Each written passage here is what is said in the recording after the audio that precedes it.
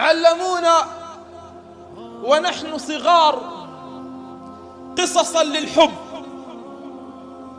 وخلدوا هذه القصص في ذاكرتنا وفي قلوبنا،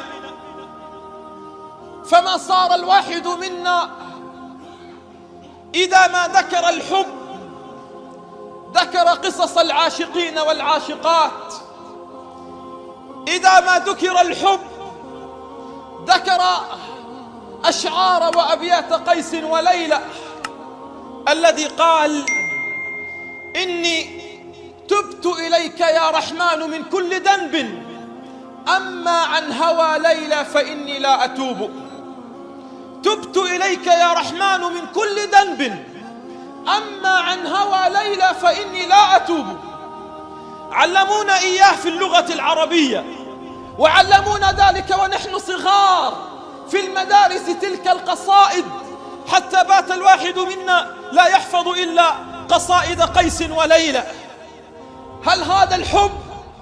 تعالوا بنا اليوم لنسرد أعظم قصة ذكرها التاريخ. ما عرف الأدباء، ما عرف العلماء، ما سجل التاريخ قصة حب كقصة هذه الحب. تعالوا بنا لنسرد هذه القصة حتى تعرف أين هو الحب الحقيقي. هل هذا الحب الذي تربينا عليه ونحن صغار، أم قصة حب لامرأة كانت ثرية غنية مقتدرة ماديا ذات حسب ونسب، تتقدم بنفسها لخطبة رجل، تتقدم بنفسها لخطبة رجل، ترسل هذه المرأة إحدى صاحباتها إلى من؟ إلى رسول الله صلى الله عليه وسلم. تريد ماذا؟ تريد خطبة النبي صلى الله عليه وسلم. وهذا متى؟ هذا قبل بعثة النبي صلى الله عليه وسلم. فتقدمت هي بنفسها لخطبة رسول الله صلى الله عليه وسلم. إنها من؟ إنها من؟ إنها خديجة. وما أدراكم ما خديجة. فتقدم لها النبي صلى الله عليه وسلم وهو ابن 25 سنة، وهي بنت من؟ وهي بنت 40 سنة. هو ابن 25 سنة وخديجة بنت 40 سنة رضي الله عنها. لما نزل الوحي على رسول الله صلى الله عليه وسلم عاد النبي إلى بيته يرتجف ويرتعش وهو ينادي: زملوني زملوني، دتروني دتروني. أحبتي، لما جاء الوحي إلى رسول الله وأصبح يرتجف ويرتعش، إلى أين كان ملاذه؟ إلى أين فر رسول الله؟ على باب من وقف وهو يقول: زملوني زملوني، دتروني دتروني؟ جاء إلى خديجة حتى تعلم أن هذه أعظم قصة حب في التاريخ. فماذا صنعت خديجة؟ قالت: ما ذاك يا محمد؟ قال: جاءني كذا وكذا، وحدثها بالقصة. انظروا ماذا قالت له. انظروا إلى الحب، انظروا إلى الوفاء، انظروا إلى الإخلاص. قالت: والله لن يخزيك الله أبدا. وكانت أول من آمنت برسول الله من النساء، أول ما آمنت به من النساء خديجة. إنني أرسل هذه القصة للرجال حتى يتعلموا الوفاء مع أزواجهم، وإني أرسل هذه القصة للنساء حتى يتعلمن كيف التضحية مع الرجال إذا وقع الحب في القلوب. والله لن يخزيك الله أبدا. بل أخذت بيد رسول الله إلى أين؟ أخذت بيد رسول الله إلى ابن عمه ورقة بن نوفل، وبشره رسول الله صلى الله عليه وسلم أنه سيكون، بشره ورقة أنه سيكون نبيا. النبي رفض أن يتزوج على خديجة وهي حية. لم يتزوج النبي على خديجة وهي حية وفاء لخديجة رضي الله عنها. حتى ماذا قال؟ قال إنني رزقت حب خديجة. سمى حبه لزوجته لخديجة بأنه رزق من الله. هذه قصص الحب التي لا بد أن تتلى. ليس الغرام الذي نسمعه، ليس الغزل الذي نسمعه، بل والله إنه ليس هذا الحب الذي وقع اليوم في زماننا. حب المظاهر، حب المظاهر وحب المال. حتى كل يوم، ماذا كل يوم؟ بل صرت والله كل ساعة وكل دقيقة تسمع عن حالات الطلاق. فلان طلق فلانة، وفلانة عادت مطلقة من عند فلان. تعالوا وتعلموا. بعدما فتح النبي صلى الله عليه وسلم مكة وعاد بجيشه فاتحا أمام قادة قريش، وإذا بامرأة عجوز تقبل على النبي صلى الله عليه وسلم، فجاءها النبي يجري، يركض النبي إليها ركضا، فخلع النبي رداه وفرشه لهذه المرأة العجوز وأجلسها عليه، ثم جلس يتحدث معها. فنظرت عائشة لما انتهى قالت: يا رسول الله، من المرأة التي جلست معها؟ قال: إنها صاحبة خديجة. قال: إنها صاحبة خديجة. قال: وماذا أصررت لها؟ يعني ماذا قلت لها؟ قال: يا عائشة، لقد تذكرنا أيام خديجة، كنا نتكلم عن أيام خديجة.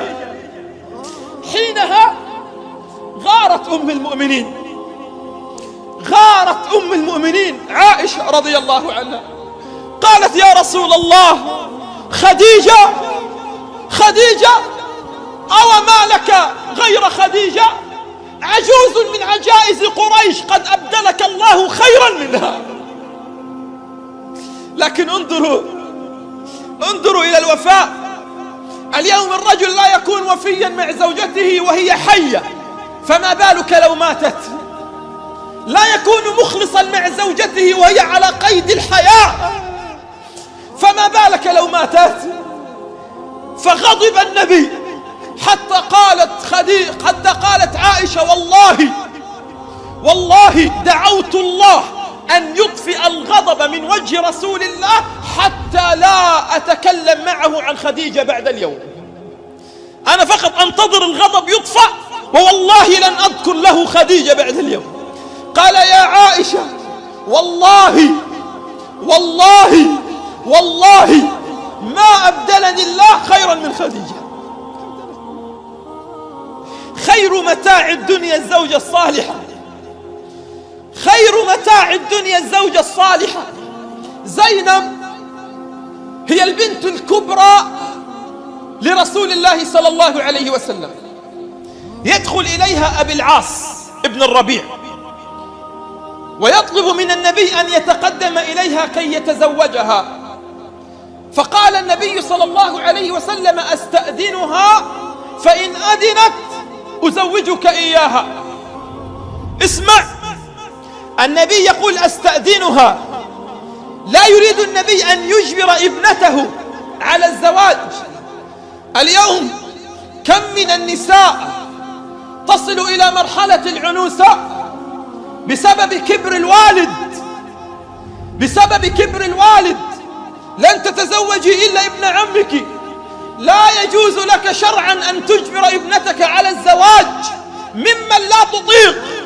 لا يجوز لك شرعا أن تجبر ابنتك على الزواج مما لا تحب. فإن كانت لا تحب ابن عمها لا يجوز لك أن تجبرها. إن كانت لا تحب هذا الشاب لا يجوز لك أن تبقيها في البيت مسكينة حتى يتقدم إليها الخطاب واحدا تلو الواحد، واحدا تلو الواحد، وأنت لا تريد إلا ابن خالها، لا تريد إلا ابن عمها. لا يجوز لك. لا يجوز لك إلا إذا رأيت أن في زواجها من ذلك الرجل ضررا في دينها، ضررا في عقيدتها، فيحق لك أن تتدخل. أما أن يأتي شاب ما معه مال لأنه صاحب دين لكن ليس معه مال وتجبر ابنتك على أن لا تتزوجه، لا يجوز لك. يأتي رجل فاسق يشرب الخمر وابنتك تريد الزواج منه، يحق لك أن تقف كولي أمرها أن تمنعها، لكن أن يأتي لها شاب مسكين صالح، شاب يريد العفاف يريد الزواج، والله لأنه ليس ابن قبيلتنا ولأنه ليس من حسبنا ليس من نسبنا، نحن أصحاب مال وتجارات وعقارات، وهذا رجل مسكين وهي تريده، لا يجيز لك أن تجبرها على ذلك. النبي صلى الله عليه وسلم قال استأذنها، فذهب النبي صلى الله عليه وسلم إلى زينب قال إن أبا العاص يريد الزواج منك، فلم تجب لكنها ضحكت واحمر وجهها، وكان سكوت المرأة يومها رضا أنها تريد الزواج فتزوجت. لكن كم من الناس من يتزوجون لكن القضية ليست في الزواج، القضية هي ما بعد الزواج، حينما تبدأ الفتن وتبدأ الاختبارات وتبدأ المشاكل. أما عن الزواج فكل الرجال يريدون الزواج، لكن ليس كل الرجال أوفياء، كل النساء يريدن الزواج، ولكن ليس كل النساء يضحين من أجل أزواجهن. الآن بدأت مرحلة صعبة تزوجها، فبدأت مرحلة صعبة، بعث النبي. زواج زينب من أبي العاص كان قبل بعثة النبي، الآن بعث النبي، فدخل أبي العاص على زينب فقالت له يا أبا العاص إن الله قد بعث أبي نبيا، إن الله قد بعث أبي نبيا وأنا لا أكذب أبي أبدا. فقال لها هل عذرتيني؟ قالت بما أعذرك يا أبا العاص؟ قال أخشى أنني إذا أسلمت قال عني أهل قريش أنني أسلمت من أجل زوجتي فهو ما رضي، قال أخشى أن يقال غير دينه من أجل زوجته فهل عذرتيني؟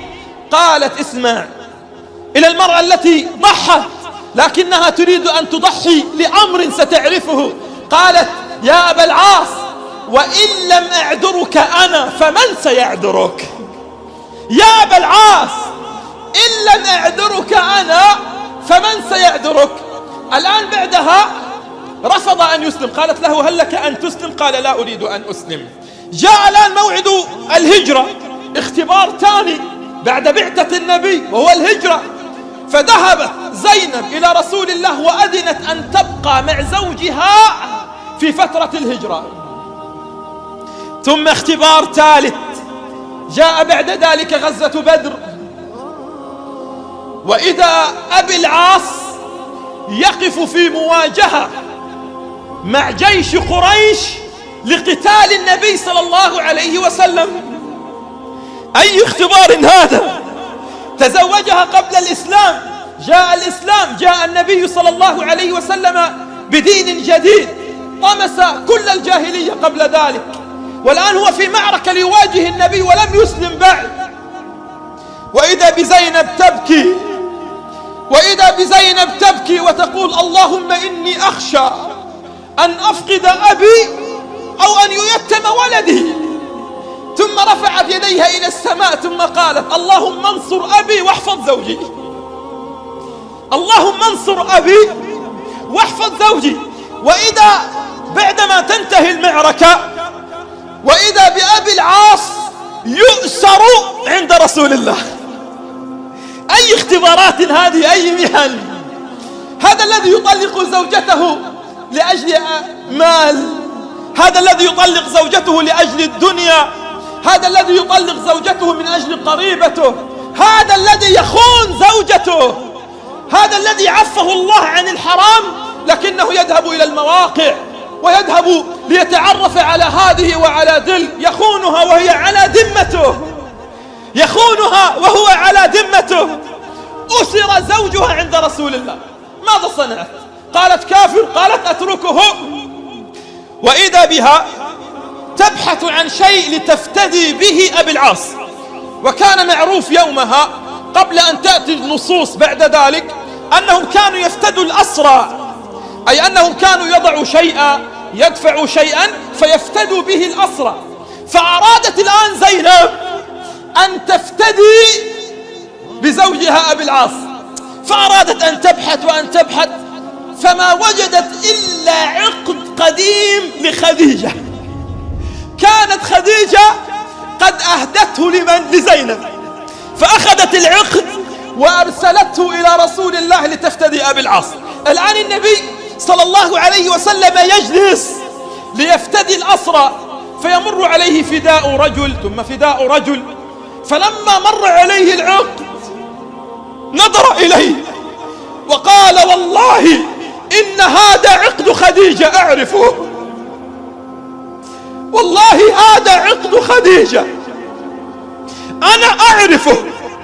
من الذي أرسله؟ قالوا أرسلته زينب، أرسلته زينب لتفتدي بأبي العاص. فطلب النبي من الصحابة أن يفدوه فأطلقوا سراحه. ثم أخذ النبي العقد وهو ينظر إليه وهو يعيد ذكريات خديجة. أرسله مع أحد الصحابة وقال له أعطه لزينب وقل لها إن أباك يقول لك لا تفرطي بعقد خديجة. إن أباك يقول لك لا تفرطي بعقد خديجة.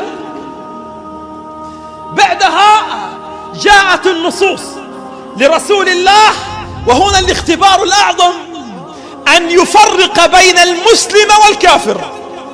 قبلها كان يحق للمسلمة أن تتزوج كافر، إلى بعد غزوة بدر انتهى الأمر.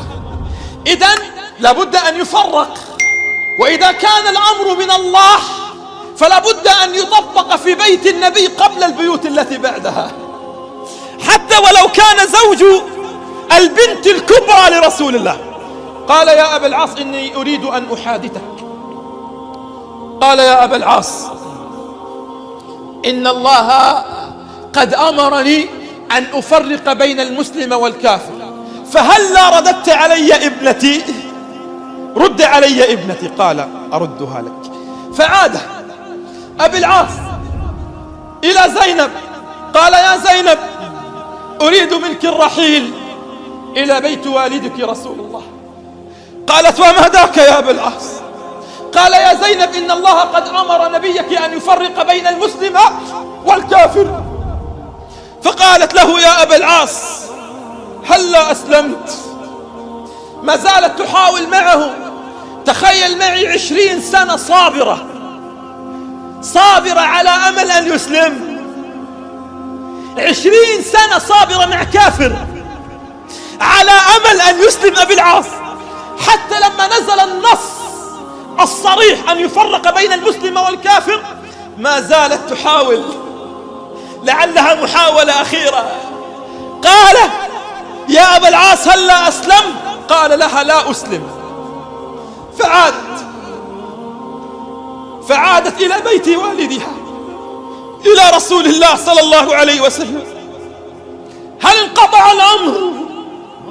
تخيل معي أنها بقيت 6 سنوات يتقدم لخطبتها وجهاء الصحابة وهي ترفض على أمل أن أبي العاص يوما سيسلم ويعود.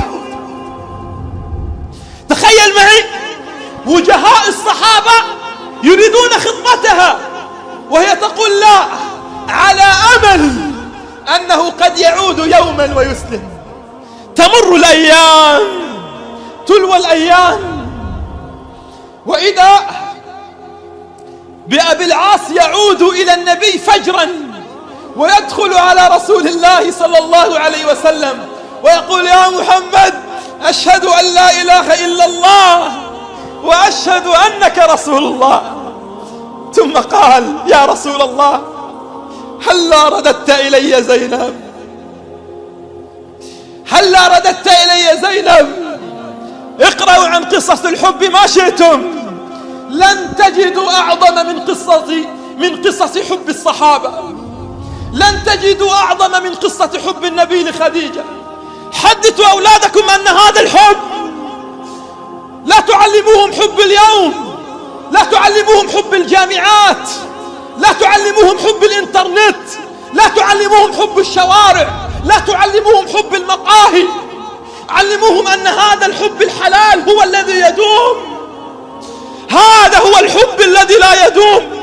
إذا أردتم أن تقرأوا على أبنائكم قصص الحب والغرام فاقرأوا عليهم قصص هؤلاء العظماء. 6 سنوات ترفض أن يتقدم إليها الصحابة ليتزوجوها وهم صحابة، وهي تنتظر كافر أن يسلم ليعود إليها. أي حب هذا؟ أي حب هذا؟ فعادت زينب زوجة إلى أبي العاص، لكنها بعد ذلك ماتت.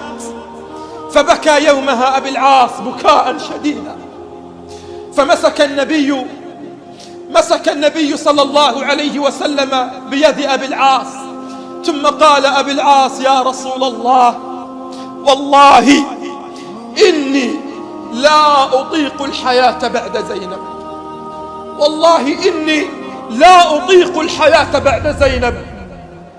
اسألوا من فتشوا وظفروا بذات الدين، فتشوا واسألوا من تزوجوا بزوجة صالحة ثم ماتت هذه الزوجة، والله إنهم لا يطيقون البقاء في الدنيا، لا يطيقون البقاء في الدنيا بعد رحيل أزواجهم.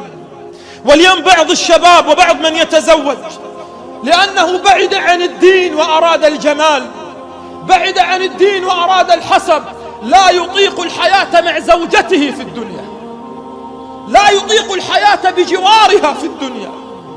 أما قال النبي صلى الله عليه وسلم: تنكح المرأة ل4: مالها وجمالها وحسبها ونسبها ودينها، فاظفر بذات الدين تربت يداك.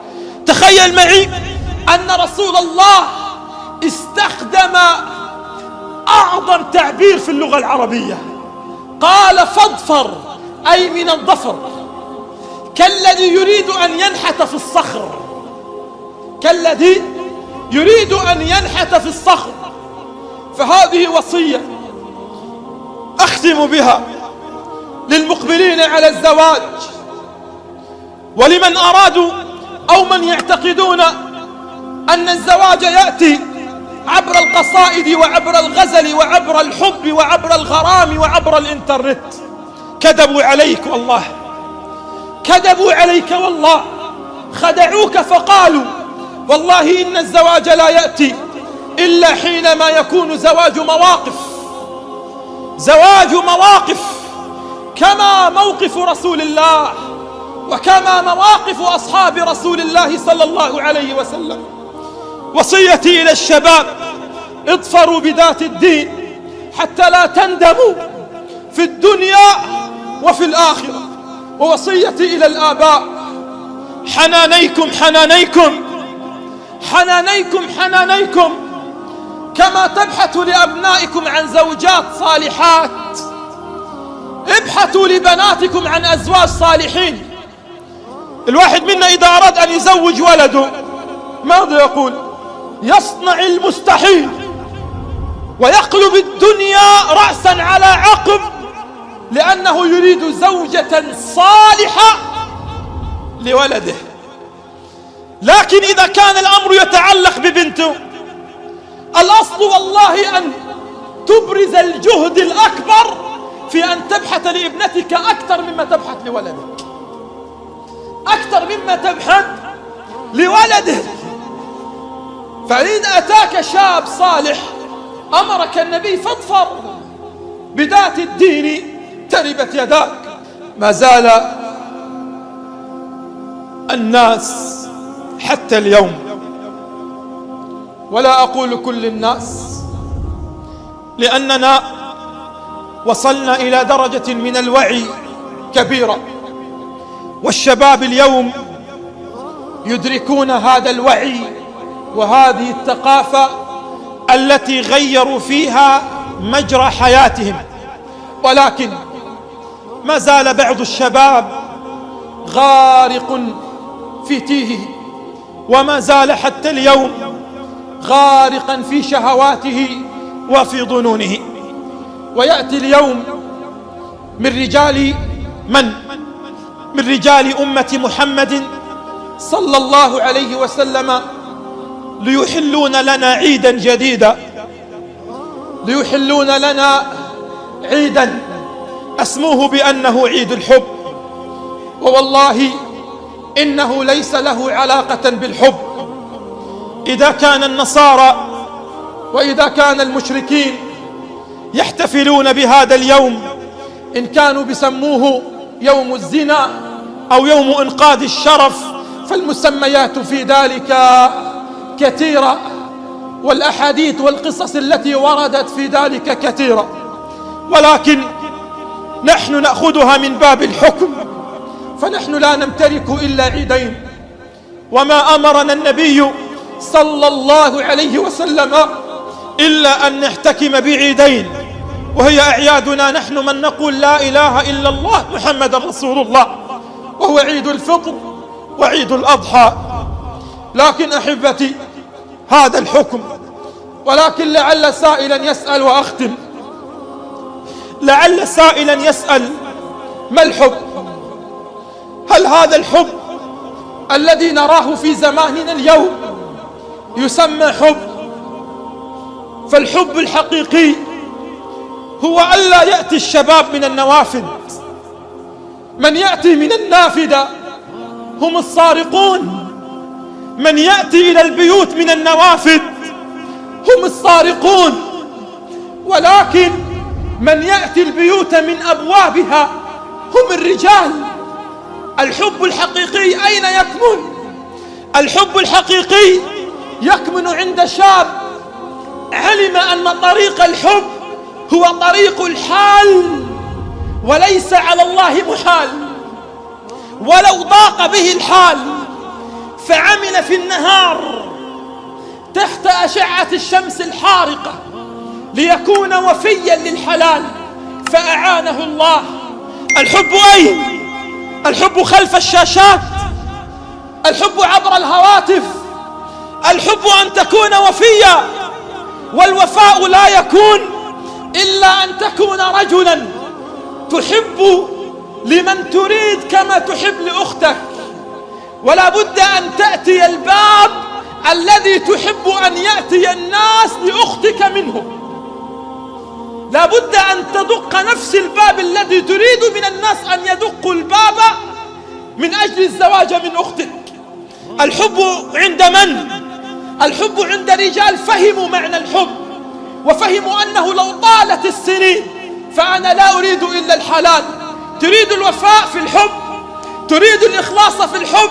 الوفاء والإخلاص هو أن تدق باب البيت وأن تعرق وأن تتعب، حتى لو استمر الأمر سنوات وسنوات، لكن كن وفيا وكن مخلصا، واعلم أنك إذا تركت باب الحرام سيعينك الله على الحلال، سيعينك الله على الحلال. فجزى الله من الشباب من سجلوا حضورهم في هذا اليوم، جزى الله من سجلوا حضورهم في هذا اليوم وعلموا أن الحب هو ليس حب الشاشات، وإنما هو الحب حب الرجال الذين علموا أن معنى الرجولة أن آتي بمن أحب زوجا وليس لاعبا بمشاعر النساء، أن آتي بمن أحب زوجا وليس متلاعبا بمشاعر الفتيات على المواقع وعلى غيرها. فعذرا نحن لا نمتلك إلا عيدين، نحن لا نمتلك إلا فرحتين، وإذا كان هناك فرحة ثالثة فهي تحرير فلسطين إن شاء الله.